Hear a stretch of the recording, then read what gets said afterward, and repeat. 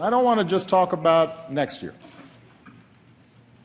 I want to focus on the next 5 years, the next 10 years, and beyond. I want to focus on our future. I told you earlier, all the talk of America's economic decline is political hot air. Well, so is all the rhetoric you hear about our enemies getting stronger and America getting weaker. Let me tell you something. The United States of America is the most powerful nation on earth, period. We spend more on our military than the next 8 nations combined. No nation attacks us directly or our allies because they know that's the path to ruin. People of the world do not look to Beijing or Moscow to lead, they call us. I know this is a dangerous time. But that's not primarily because of some looming superpower out there, and it's certainly not because of diminished American strength. In today's world, we're threatened less by evil empires and more by failing states. Priority number 1 is protecting the American people and going after terrorist networks.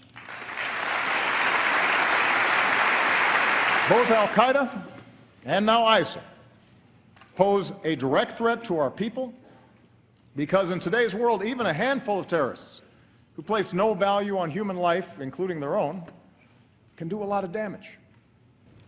We have to take them out.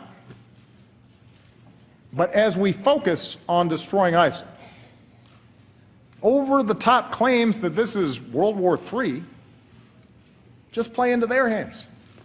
They have to be stopped. But they do not threaten our national existence. That is the story ISIL wants to tell. That's the kind of propaganda they use to recruit.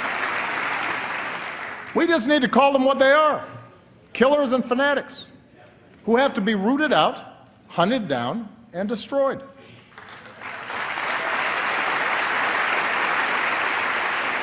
We're training, arming, and supporting forces who are steadily reclaiming territory in Iraq and Syria. If this Congress is serious about winning this war and wants to send a message to our troops and the world, authorize the use of military force against ISIL. Take a vote. When you come after Americans, we go after you. And it may take time, but we have long memories, and our reach has no limits. We also can't try to take over and rebuild every country that falls into crisis, even if it's done with the best of intentions.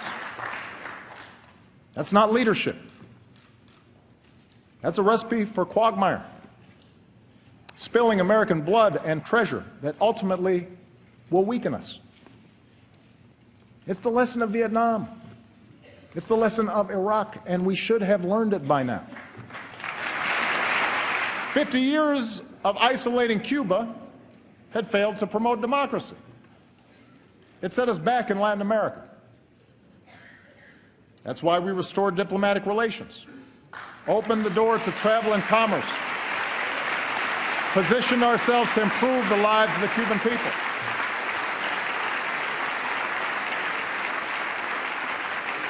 So if you want to consolidate our leadership and credibility in the hemisphere, recognize that the Cold War is over. Lift the embargo.